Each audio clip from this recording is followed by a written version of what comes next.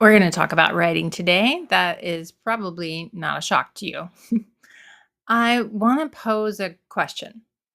What if in your writing program you're teaching too much?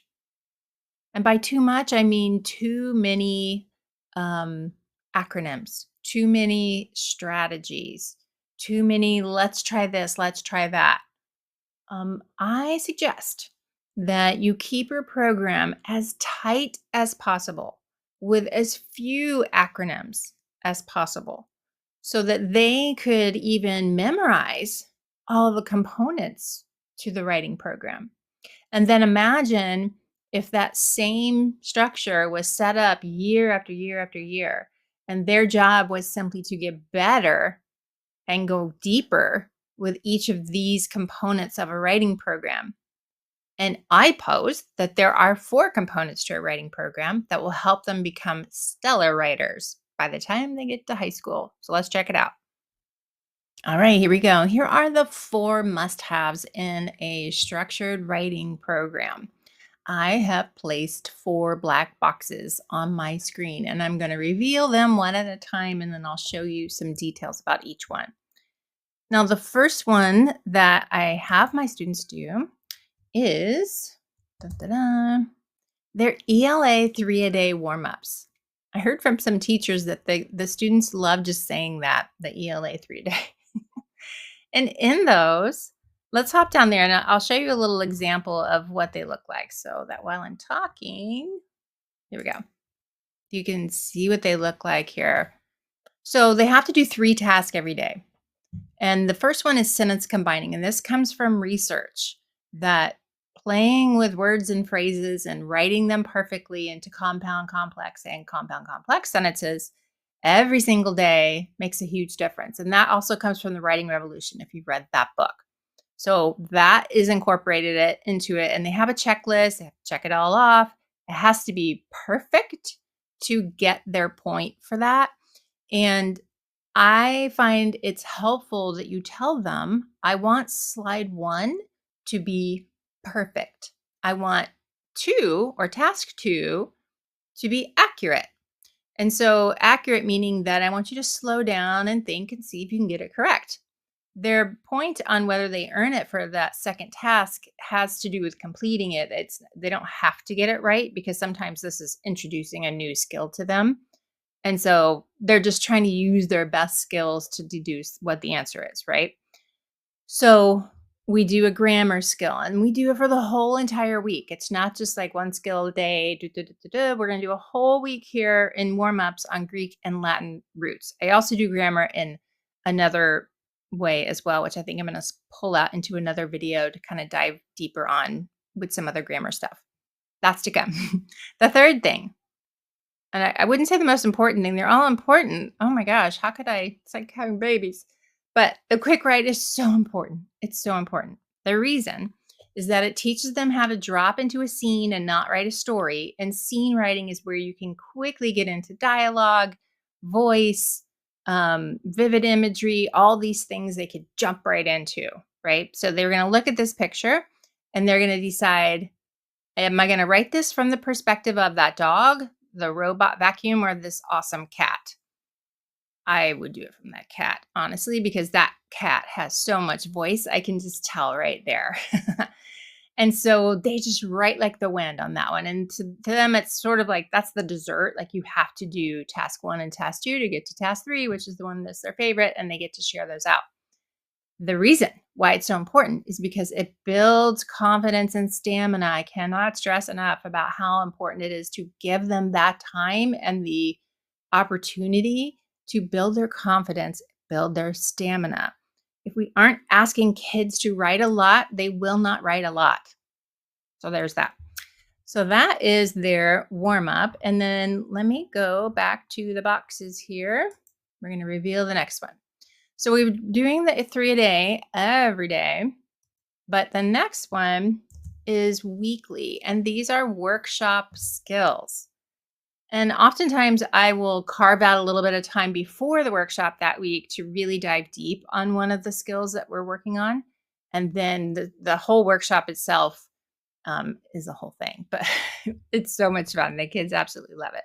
But let me show you the 6 skills that they're working on in workshop: voice, hooks, sentence complexity, figurative language, vivid imagery, and show, don't tell. And we do these on rotation, so we'll kind of flip around, keep doing them all throughout the year. I would put more emphasis on 1, 2, and 3. 4, 5, and 6 are important, but and they can also be used actually in essays as well. I'll show you how you could take these skills and use them not just in narrative writing. Let me hop down here. So, okay. I have some examples here of how you can take that skill of voice that we're learning in the workshop every week and apply it to your argument or your informative essay, because you can still have some personality. You can show confidence in your writing and be authoritative in your tone because you've practiced with voice all this time. I'm not going to read all these out loud, so you can pause this and read these if you want to see some examples of it. Same thing with hooks, which is pretty obvious. Of course, you're going to use hooks in argument, informative, and narrative. Use it for everything. So hooks are like universal. When in doubt, do a hook lesson, always and forever. And then sentence complexity, same thing, applies to absolutely everything that you're doing. You're doing variety and you're doing structure. And that's what makes the writing flow and interesting to read.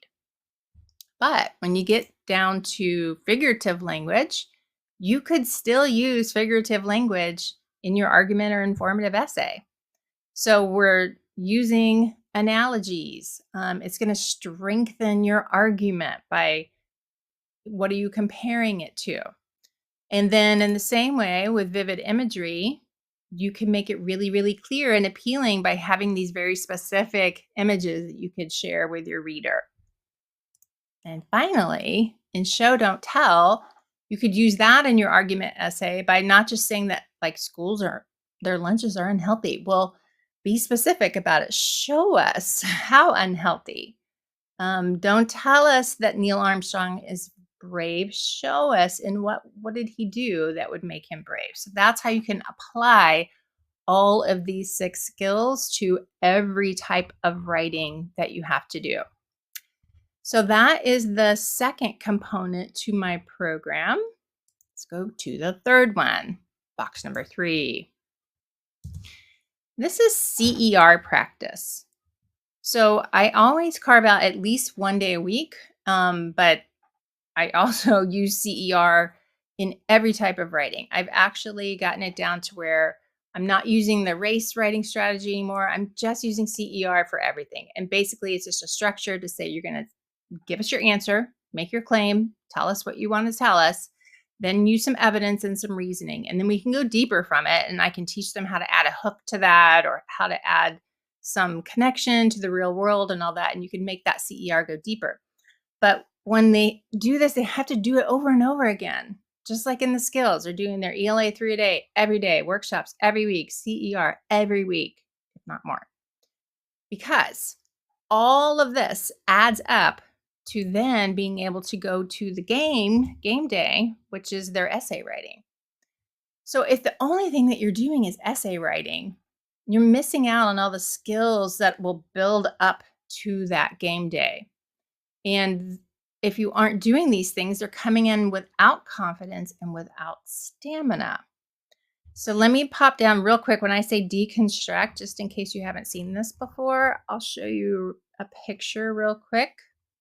The essays look like this, where instead of standing there and telling them, here are the parts of the essay, here is an essay, now write an essay. That it doesn't really work very well. So they first use all of these strips and, they work in groups and they try and put it together, and they're using their own logic to figure out what order would this essay go in, what makes most sense.